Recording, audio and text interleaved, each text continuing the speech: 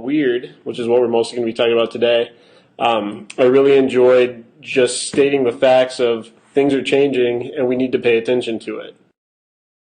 So yeah, they're changing faster all the time. Yeah.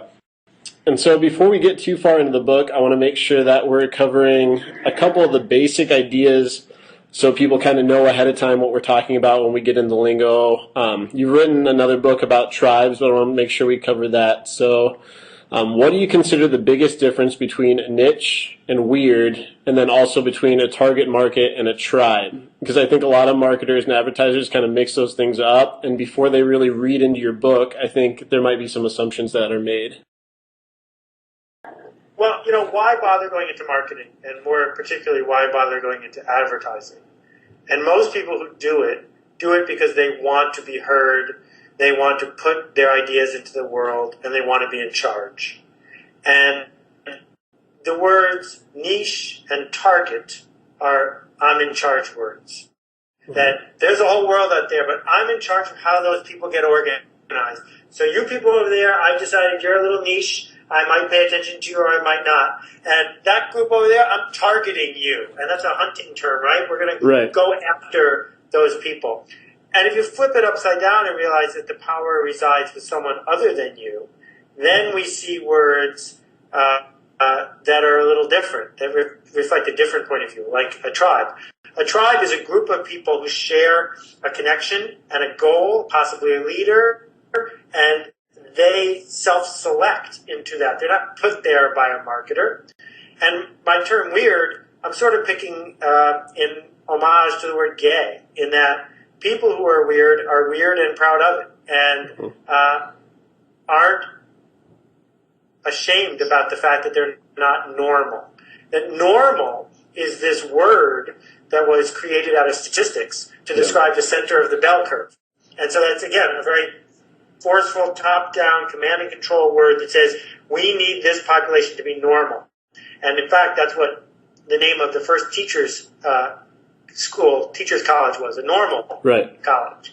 It was designed to train people to teach kids to be normal.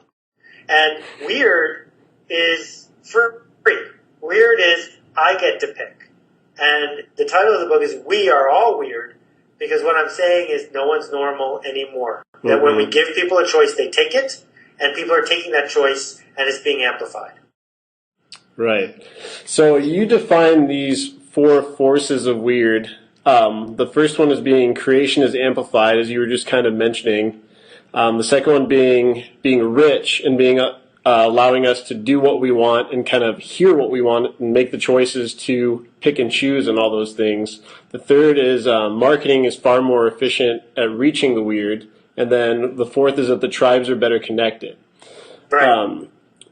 Which of these 4 forces do you think has the most power or influence on marketing as a universal concept, as kind of the marketing industry or the marketing world, or kind of just the communication between everyone else and their tribes or those groups? Well, I guess, Mike, I'd ask you, which would you rather have, air or water? Yeah, you need them all. Most human beings don't really get a choice. Mm-hmm. And the same thing is true here. So let's tick through them pretty quickly. The first is that creation is amplified. By that, I mean that as recently as 15 years ago, if you wanted to make a sculpture, make a book, come up with a snack food, invent almost any sort of product, there was no chance you could do it by yourself. No chance you could afford to have it manufactured. No chance that you could get the equivalent of shelf space. Today, all those issues are out the window, completely gone as things that we need to worry about. That's massive, that shift. Mm-hmm. Number 2, if we study the Stone Age, what we see is that cavemen generally all did the same thing all the time. They hunted and they foraged and they ate and they had babies. And that was it, right? Because there wasn't enough time or money to have a hobby. No one was doing crochet. No one was fly fishing. No one was sitting around writing novels because they were poor. If you didn't hunt and forage, you were going to die. And so today there's a population on the earth, probably 1 billion people out of the 7, who have enough money to not go to work tomorrow if they choose. Mm-hmm. And that's really a fundamental shift over 10,000 years. So when you are rich enough to not have to go to work, when you are rich enough to wear a merino wool sweater instead of nothing, or instead of the one thing you own, then you're going to pick. So I get to say to myself, all right, I got $99. Should I buy it from Ibex, or should I buy it from Cold Power Zero, or should I buy it from over there? All of a sudden, this richness, which only costs $10, $100, it's I'm not about billionaire richness. I'm talking about being rich enough to choose, means we're making choices.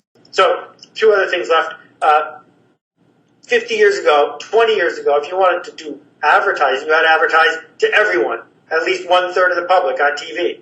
Now, there's a style channel, and there's a left-handed basketball channel, and there's a channel on TV for people who just want reality TV show about people from New Jersey. And so we've sliced it all up, and then the internet multiplies that times a billion, which means that you can address just that tiny segment of people that are into rock climbing. Brand new. That's brand new. And the fourth one is that people who are weird aren't geographically limited anymore. No. So all the rock climbers can find each other. All the people who like these glasses can find each other. All the people who like my books can find each other. That's new. I couldn't have had this career 20 years ago because the 1 out of 100 people who like my work would all feel isolated and they'd give up. But now they're all connected. They'd never be able to find each other, and now they do. And they do it with a vengeance, full speed. People are dedicated to finding people like them who share their weirdness. And that's one of the most relevant concepts to me. I work in social media full time. I'm staring at the screen, looking at groups of people. Social media has almost become sociology or anthropology to me at this point. And the people do have the ability to find the people who are weird in the same ways that they are. And traditionally it would be rare, in the same town, like you were saying. I'm a huge Batman fanatic. So in this town, even in West Des Moines where we're at, for me to find a group of Batman fanatics, I guess I could go to the comic book store, but then how many people am I going to find the same interest as me specifically? But when I go online, I can find everyone all at the same time talking about the same things. Yep. So what it comes down to is, which new media channels do you think have made the biggest difference when it comes to growing those tribes of weird? Because, like I said, you can't walk down the street and find people that are like you that easily, but with social media specifically, I think it's a lot easier to do that. Which ones do you think have made the biggest influence on the development of tribes? And then what predictions do you have for different networks that will thrive or different networks that will fail? It's interesting because before 1960, there were no 800 numbers. And by 1970, the 800 number industry was generating billions and billions of dollars of revenue. More phone calls are made on 800 numbers than any other kind. But nobody says this is a telephone-enabled business. And nobody says which telephone carrier do you think had the most impact on the growth of, some company that sells on the phone. We didn't look at the phone as much more than a tactic. That there was something bigger behind it. And I think the same thing is true of social media, and just a few years from now, that's the way people are going to write about it. That it's not Twitter versus MySpace versus Facebook versus this versus that versus Google+. It's human beings want to connect. And what we see is that certain circles of people, the tribe of people who are into high-end stereo equipment uses its own social network called AudioGon. And there's thousands of these guys that are trading $10,000 amplifiers. And over here, the tribe of people who are into comics are using some other social network, which might be on a common platform, or it might be on Bing, or they might just connect by Twitter or Meetup. And so I don't think it matters who's built the perfect platform. I think there are elements of each. I mean, the universality of Twitter, combined with its instant specificity thanks to hashtags and real-time stuff, helps certain forms of weird. So I'll do a blog post, 2,000 people will tweet it with 150 followers each. That's 300,000 people it just flew in front of. But is that how my tribe gets connected? I don't think so. It's all in various little threaded ways. So it's a mistake to say, we're going to make a tactical decision to focus everything on a media channel. Right. And I think the right thing to say is we need to just empower human beings to do what they want to do in the first place. And that's another big point that you bring up, and I don't want to jump too far ahead, but instead of targeting one place and figuring out where these weird people are, it's becoming a part of them and really understanding them and contributing to it. And it's not just, you can't say, well, they're all on Facebook, we're going to find them there talking about it, because they're all over the place and there's no way to really target it in. So I'm going to grab a quote from your book real quick that caught my attention. It was, the biggest cultural shift the internet has amplified it is the ability to make an impact on your own culture. It's a very powerful statement. I'll read it again. The biggest cultural shift that the internet has amplified is the ability to make an impact on your own culture. Can you explain how this kind of changed / killed the average or the mass, as you talk about in your book, and then kind of how that bell curve deflated and how there's more weird than not anymore? Sure. Well, let's start with SOPA and PIPA and the MPAA and the media establishment. For 100 years, the model was really simple. We make stuff, you get to watch it. Mm-hmm. We cut records, you get to listen. So culture is created by a professional and consumed by the public. Now, if we add up the hours spent watching YouTube, culture is created by the public and consumed by the public. And the professionals are running some sideshow over there. Chip Kidd is this great middle of the era example. Chip is a famous book designer who loves Batman. And Chip doesn't work for DC Comics. And yet, because Chip was sort of in the culture business, he got to do a Batman book. And now he's got another Batman comic coming out. He forced his way in because he had this media platform of the book business. Well, now we've just multiplied Chip Kidd times 10,000. Now we've said anybody who wants to make a Batman movie, go ahead and make a Batman movie. You want to write a Batman comic? You might hear from a lawyer, but sooner or later the lawyers are going to realize that's foolish. Mm-hmm. And then Squidoo.com, the website I run, is 2.6 million people who have built more than 3.5 million pages about stuff they care about. And none of those people got paid to do it by the company they work for. They did it because they're passionate about something. And all you have to do is add one more zero or one more zero after that, and it's the entire population of the United States. And then one more zero after that, and it's half the world. Mm-hmm. So we are really close to all culture being created by everyone who's in the culture. Well, how can that do anything but make us more weird? Because there isn't a committee meeting to say, no, Batman's not going to do that in this episode. Well, he will if someone wants him to. Yeah. And it's that passion that lets the world go in all the different directions that we were maybe traditionally limited to. And that's kind of the thing, is you grow up, you learn these limitations that people impose on you. And now it's almost coming up in the middle of it. All of a sudden you think you're at this point where you have these limitations, but everybody's taking them down anyway, and the world's doing whatever it wants to do. And it's a great place to be right now. It's certainly an interesting place to be. Yeah. You mentioned brands like Zappos and Threadless, which I'm a big fan of, as finding the weird and doing kind of the smart thing. And they're not mass marketers. They're not doing anything like that. Do you think that there'll be a rise of the smaller, weirder brands like that? Or do you think that'll affect companies like more of the giant companies like Walmart, things like that, rising to power? Or do you think that's still going to happen over here and the weirder brands are going to rise up over here? Because we look at the customer model that you kind of pointed out, how that bell curve flattened. There's kind of those two different sections where the mass really is, and then that middle where there's still the average. So how do you think that's going to affect actual business in the long run? Yeah, there's a big collision happening already. The people who are in charge of mass are also the people who are in charge of money. And so if I look at Zappos, Zappos is now a mass marketer. Zappos puts ads in the TSA bins at lots of airports. Zappos wants to sell every shoe to every human. So at some level, they're embracing weird foot fetishes, but in general, they're acting like a public mass company because they are one. And so it's this fork in the road here that says, wait a minute, we are mass, we insist. We will pass a law if we have to, we will sue if we have to, we will dumb it down if we have to. And that cycle is not going to end tomorrow. And so, we see this in the comic business, we see this in the, I'm sitting in a chair, you can see over my shoulder, it almost looks like an Aeron desk chair, but it's not quite, right? And so, when Aeron came out, it was weird. It was for a certain class of information worker whose boss had a certain amount of money to pay. But knocking it off and selling 10 times as many is a different business together. Right. That's going to happen again and again and again. Someone's going to, Danger Mouse will come up with some clever thing in audio, but then the mass top 40 people will steal it. Yeah. And we're going to see that happen again and again. But what's shifting is every time a weird person stakes out another edge, it gets harder and harder for mass to spread that thing. Right. They almost have to bend it a little bit to get it accepted by the mass anyway, and then it's not as genuine and as original to begin with. How do you think the deflation of the bell curve is going to affect marketing research? Because really, that's been a huge industry all along, and they've been looking at demographics and behavior and things like that. But really, it doesn't essentially matter anymore. I'm sorry, I have a little cold. 1 second. That's okay. No problem.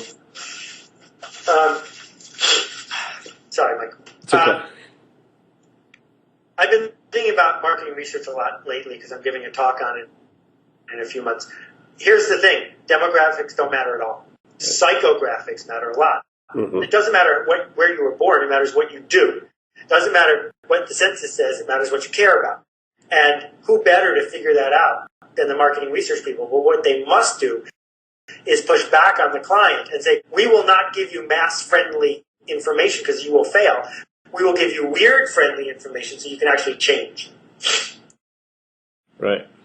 And I've been thinking a lot about the same thing, because as we look at these social groups interacting and talking and what their interests are and what their weird tribes are and how those interact is going to become a lot more important than, well, we have thousands and thousands of 40-year-old house moms that are watching this show, but how are you going to appeal to each one of them individually, or what are their interests that you're appealing to versus just the fact that they're seeing it doesn't mean that they're going to pay attention or that you're actually going to grab their attention. Yeah, so this is why the commercials on most cable TV shows are so stupid, because this is mini me of mass. They say, all right, we can't get the Mary Tyler Moore Show anymore, and the Super Bowl is only once a year, so let's make a mini version of mass and stick it on the Housewives and stick it on the Real World and stick it on this, when that makes no sense because it's too expensive. So mass media has to start falling apart. Okay, you list 3 other new forces of weird as explosion of wealth, explosion of media choices, and explosion of shopping choices. And then, so I want to talk about how all 3 of these kind of tie together and why that's really enough right there. You didn't go on to listing more of them. Those 3 things are powerful enough to make the changes that we've been talking about. Right, so Amazon and The Long Tail, which I suggest everybody go read by Chris Anderson, fuels this. Meaning, I can find out about something now in a million ways where I used to not be able to find out about it at all. Then I can Google it or DuckDuckGo it or whatever and find a store that sells it. And then I can buy it. Done. So all of a sudden, scarcity of shelf space doesn't matter whatsoever. The fact that you can get your thing on the end cap at Walmart doesn't matter. The fact that you can try to box out somebody from being able to reach the consumer, no, you can't. And what that leads to are all these weird products that ThinkGeek is filled with, and all of these weird products that fly fishermen buy, and all of these stores that are selling these eyeglasses that no one could have bought just 4 years ago. And so in every single segment, it just is going to go like this. And no one on any edge is going to get rich. But guess what? The guy in the middle is not going to get as rich either. Right. It's definitely a good point. And it's really interesting seeing all those things spread out that way. And those 3 things are definitely what we need to be paying attention to moving forward. Let me see. Let's talk about the 2 hotels and kind of the idea of the fake weird and how that doesn't really pull off. And you can kind of give your quick story of that real quick, because I thought it was just a short part of the book, but it was really interesting knowing that there's an attempt at being weird that's clearly identifiable, and that you can say, okay, you tried, but it's not the same thing as actual weird. I stayed in a private label Hyatt hotel in LA that all this, there was the vinyl record player, there was the notepad had a funky eraser with a slogan on it right next to it. The staff was wearing weird, odd sort of uniforms. The check-in was a little different. And the more you looked around the edges, you realized some big company had a lot of meetings and said, how can we make a hotel that feels weird? But they didn't get the joke. And so whenever you looked around an edge, you saw the Formica and the stuff that are truly weird hotelier would never have picked. Mm-hmm. And so I'm weird when it comes to stuff like that, and it didn't work on me. And the businessman who's not weird, it's certainly not going to work on him because he wants it to look just like a Hyatt. So the mistake they made was doing it for people, but not doing it by people. Whereas my friend Chip, when he ran Joie de Vivre, those hotels in San Francisco that are all truly weird, each one based on a beautiful magazine, he was like that. He is like that. And it came through. Chip's love of it, even from the name of the company, came through. And so the weird resonated. Linda Ronstadt rented one of his hotels, the whole hotel, when she came in on tour. She would never do that with the Hyatt. So you've got to get your arms around this notion that you can't do mass, but you also can't do fake weird. Right. And that kind of rolls into the next idea or concept that I want to ask you about. Is kind of the idea of a brand being weird. And do you think a brand should find one kind of weird and stick to it, or do you think a brand should kind of develop a personality of sorts and have their own kind of weird? Like when I emailed you to ask you about this interview, I told you I'm a boxer who is a hardcore Batman fanatic. I wear a Batman belt buckle every day and a Batman t-shirt most of the time and things like that. But there's different weirds. I'm also a musician, and I kind of find those places where, do you think a brand should find those places in different spots where it overlaps, or do you think they're better off finding one, maybe two weird spots to fit into? Well, let's understand what a brand is. All a brand is a set of expectations that people have that meet the promises a brand made. It's a shortcut. It's not a logo. It's not a name. No. It's what do I expect, right? If the phone rings and someone says, it's Tony Hsieh calling, I have a whole bunch of expectations about who's going to be on the other. Oh, this might be Tony here. 1 second. No, it's not. So you don't get to be a multi-personality brand because then the expectations go away. You can have sub-brands that have expectations. There can be logos that mean different things to different people. I mean, a Nike logo certainly means different things to different people. Mm-hmm. So there's going to be room for these multinationals. There's going to be room for these iconic logos. But brands have always been different things to different people. And the challenge here is how can you make your brand more true, more consistent, more honest, right? Mm-hmm. So if I started using my blog to sell butter biscuits, I might be able to sell some butter biscuits, but I would be confusing people about what to expect when I showed up at their door. And that confusion is really expensive. Mm-hmm. Can almost tear an entire company down or entire brand down just from doing that. And small changes have the same effect, as we've seen. Towards the end of your book, you state, no niches, no mass, just tribes that care in search of who would join them or amplify them or, yes, even sell to them. Do you think a company or a brand will have to join or amplify a group before it's able to sell to them? Because that's what really a lot of companies are asking right now, even as we're talking, as they're listening. The people in that company are saying, well, bottom line, when we become part of these tribes, or do we have to become part of these tribes to sell to them, or how do we, what do they need to do to get there? And my kind of assumptions after reading and things were, you should be a part of the brand or a part of the tribe, but not necessarily, they might seek you out as far as selling to them goes. And you listed Etsy and the typewriter with the USB that plugs in the computer, and that's kind of an example of it. But can you kind of expand on that, kind of the relationship with those three aspects? Well, I think it depends. If we think about the tribe of people who renovate old Victorian homes, the guys from Leviton who make electrical outlets and wiring, it's generic, it's invisible. You don't have to be into that stuff. But if you want to sell me the lantern, the hand-wrought reproduction, you better care a lot about it. If you look at Giant Robot, those guys who have a magazine in a store and commission cool Japanese toys, they couldn't get away with faking that, right? On the other hand, the people in that tribe often wear Vans on their feet, and the guys in Vans might not know anything about Japanese robots. So it's all a mess. It's all overlapping. And there isn't a simple answer here. There isn't a manual. There isn't an MBA who can come in and tell you the answer. All I'm trying to do with this very short book is provoke you into understanding that when someone refuses to be normal, the answer is not to spank them. The answer is to understand where they're going. Because if you want to do business with them, you have to be aware of where they're going. And then also understanding that they're not the only one that's trying to be weird. I think that was the biggest thing. Everyone is at this point. And then, so the last kind of question or idea that we can talk about here is your favorite quote from Cindy Gallup that says, "Everyone hates advertising in general, but we love advertising in particular." I don't see advertising ever going away, but how do you think it's going to change? Well, it's already changing really fast. You can't run "I'd like to teach the world to sing" on Google and expect that your ad's going to pay for itself.